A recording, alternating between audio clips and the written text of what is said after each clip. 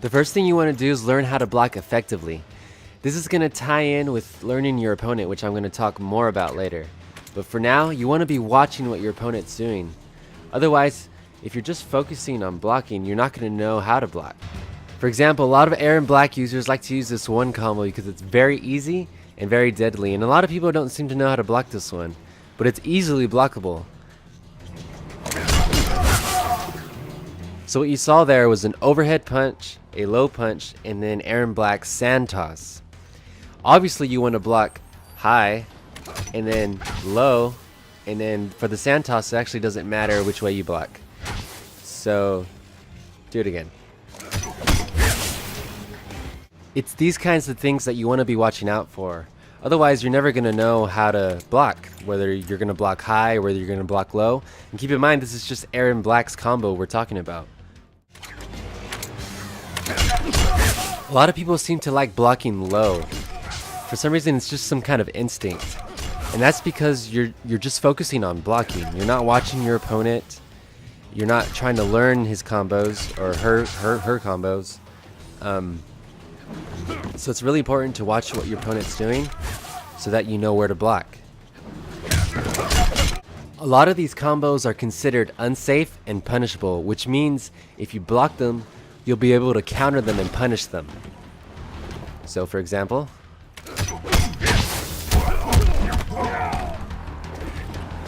one last thing about blocking is watch out for those wake up attacks. A lot of people who use Sub-Zero love doing the slide after getting knocked down.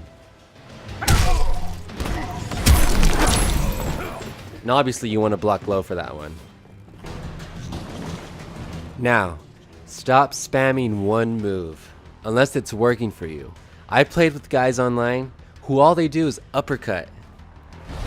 And I catch myself doing this sometimes too. A lot of times I rely on Ermac's teleport too much. And it's very obvious when I'm going to do it too. I'm usually far away from the opponent. I'll usually jump and then I'll teleport.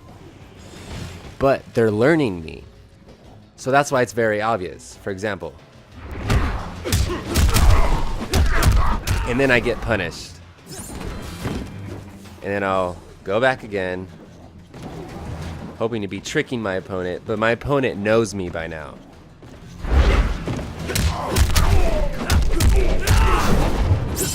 Kung Lao knows what I'm up to. So it's very important to be very diverse with your moves. You want to be learning as many combos as you can with your character. Because otherwise, if you're doing something that's not working, your opponent obviously has learned you. So you're going to get punished every time.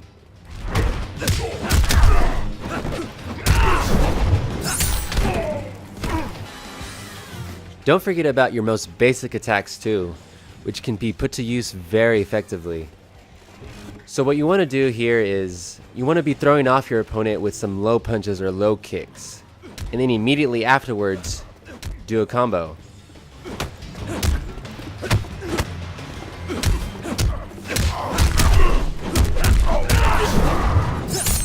A lot of those low kicks and low punches will help because your opponent will never know how many times you're going to be doing it. You might do it twice and then do your combo. You might do it 3 times and then do your combo. So it's like a guessing game for your opponent. It'll help you a lot. Now if you got your opponent cornered, this is your chance to be very diverse with your moveset. Mix it up. Trick your opponent.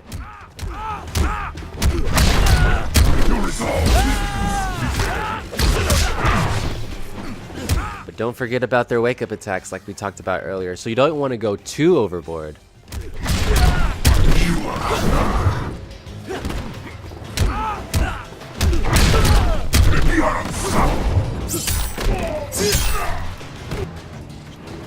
Now this doesn't work every time, but a lot of times you and your opponent are going to find yourselves blocking at the same time.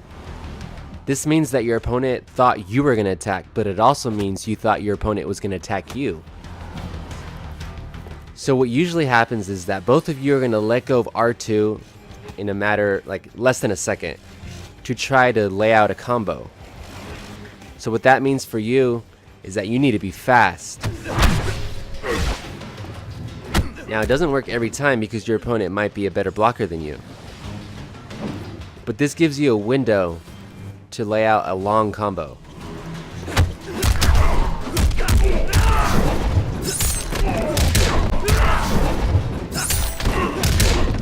I keep saying this, but in the end, you really want to learn your opponent. Actually, be familiar with all characters of the game. NetherRealm Studios did a very good job with this game, especially with their characters. Keep in mind that between rounds, the fight, the style of the fight is going to change, so it's important to be very flexible. You have to be able to adjust your tactics and strategy. Because your opponent might learn you, or you might learn your opponent, and then your opponent will try to counteract what you just learned about them. So that's why it's important to be very flexible. Thanks for watching, guys.